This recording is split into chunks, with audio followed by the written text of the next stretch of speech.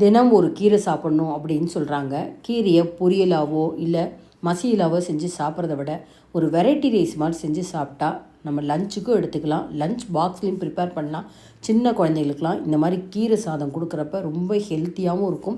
கொஞ்சம் கூட மிச்சம் வைக்காமல் சாப்பிட்டு வருவாங்க. கீரை சாதம் செய்யறதுக்கு முருங்கைக்கீரை எடுத்துகிட்டு இருக்கேன். நல்லா 3 கைப்பிடி முருங்கைக்கீரையை குச்சியெல்லாம் இல்லாமல் ஆஞ்சிட்டு நல்லா சுத்தம் பண்ணி வச்சாச்சு. 150 ml உள்ள டம்ளரில் 1 டம்ளர் பச்சரிசியை நம்ம குக்கரில் சாதமாக வேக வச்சு எடுத்தாச்சு.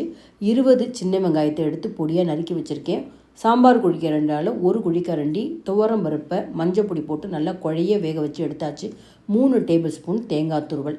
வானிலையில் நல்லா ஒரு 3 டீஸ்பூன் எண்ணெய் சேர்த்துக்கலாம். கடுகு, உளுத்தம்பருப்பு, ஜீரகம் இதெல்லாம் தாளிச்சிட்டு மிளகாய் ஒரு 3 மிளகாய் கிள்ளி போட்டுக்கலாம். இதை லஞ்ச் பாக்ஸில் சின்ன பிள்ளைங்களுக்கு கொடுக்குறப்ப நம்ம இந்த மிளகாவை எடுத்துகிட்டு கொடுத்துடலாம். காரம் அதிகமாக இருக்காது. மிளகாத்தூள்லாம் சேர்க்கவே கூடாது. இப்போ பொடியாக நறுக்கி வச்சுருக்கிற சின்ன வெங்காயத்தை சேர்த்துக்கலாம். வெங்காயம் வேண்டாம்னா தாராளமாக நீங்கள் ஸ்கிப் பண்ணிவிட்டு கொஞ்சம் பெருங்காயத்தூள் சேர்த்துக்கோங்க வாசனைக்காக. வெங்காயம் சேர்த்தா பெருங்காயத்தூள் வேண்டாம். 3 கைப்பிடி ஆஞ்ச அந்த முருங்கைக்கீரையை சேர்த்துட்டு ஒரு 2 நிமிஷம் நம்ம நல்லா வதக்கணும். சாதத்துக்கும் சேர்த்து 3/4 டீஸ்பூன் உப்பையும் சேர்த்துருக்கேன். ஓப்பன் குக்கிங்கில் தான் வேக வைக்கணும். லிட்டு போட்டு மூடக்கூடாது. 2 நிமிஷம் வதங்கினோடனே தண்ணி தெளிக்காமல் நம்ம ஆல்ரெடி வேக வச்சு எடுத்துருக்கிற அந்த 1 கப்பு துவரம்பருப்பு, அதுவே கொஞ்சம் லிக்விடாக இருக்குது இல்லையா, அந்த தண்ணியே போகும் இந்த கீரை வேக வைக்க. பொதுவாக முருங்கைக்கீரையை அதிக நேரம் வேக வச்சா சத்துக்கள் போயிடும். இதே அகத்திக்கீரையை நீங்கள் அதிக நேரம் வேக வைக்கலைன்னா வயிற்றுக்கு கோளாறு பண்ணும். அதனால் ஒரு கீரையும் வேக வைக்கிற டைம் வித்தியாசப்படும். இந்த மாதிரி தட்டு போட்டு மூடாமல் ஓப்பன் குக்கிங்கில் பருப்பு போட்டப்புறம் ஒரு 2-3 நிமிஷம் வேக வச்சா போருங்க.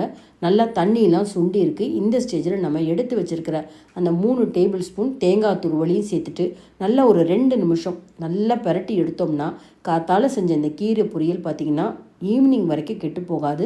அதனால் கண்டிப்பாக தேங்காய் துருவலும் போட்டப்பறம் ஒரு 2 நிமிஷம் நல்லா பரட்டிட்டு இப்போ நம்ம சூடாக வடித்து எடுத்து வச்சுருக்கிற சாதத்தை நல்லா தட்டில் போட்டு பொலன்னு உதுத்து விட்டுட்டு அதுக்கப்புறம் சேர்த்துக்கலாங்க. ஒரு எலுமிச்சம்பழ சாதம், தேங்காய் சாதம் மாதிரி நல்ல உதுராக இருக்கும். சாதத்தை சேர்த்த உடனே நல்லா 2 டீஸ்பூன் நெய்யும் சேர்த்துட்டா உங்களுக்கு நல்லா நெய்யும் உருகிட்டு கமகமன் நல்ல வாசனையாக இருக்கும். பொதுவாக இந்த மாதிரி முருங்கைக்கீரை பொரியெல்லாம் செஞ்சால் சூடான சாதத்தில் நெய் விட்டு இந்த கீரையை நான் பிசைஞ்சு சாப்பிடுவேங்க. உங்களுக்கும் அந்த மாதிரி பழக்கம் இருந்தால் கமெண்ட் பாக்ஸில் சொல்லுங்கள். நல்லா கீரையும் சாதமும் நல்லா மிக்ஸ் ஆனதுக்கப்புறம் நீங்கள் லஞ்சுக்கும் எடுத்துக்கலாம், லஞ்ச் பாக்ஸில் கொடுக்கலாம். அவசியம் ட்ரை பண்ணி பாருங்கள். இதே போல் எல்லா கீரையுமே சமைச்சு நம்ம இந்த சாதமாக பரட்டலாங்க. அதுக்கு பாசிப்பருப்பு சேர்த்துக்கலாம். முருங்கைக்கீரைக்கு மட்டும் துவரம்பருப்பும், மற்ற கீரைகளுக்கெல்லாம் நீங்கள் பாசிப்பருப்பு சேர்த்துக்கோங்க. இந்த வீடியோ பிடிச்சிருந்தா லைக்ஸ் கொடுங்க. என்னோட சேனலுக்கு சப்ஸ்கிரைப் பண்ணாத வியூவர்ஸ் சப்ஸ்கிரைப் பட்டன் ப்ரெஸ் பண்ணி எப்போதுமே சப்போர்ட் பண்ணுங்கள்.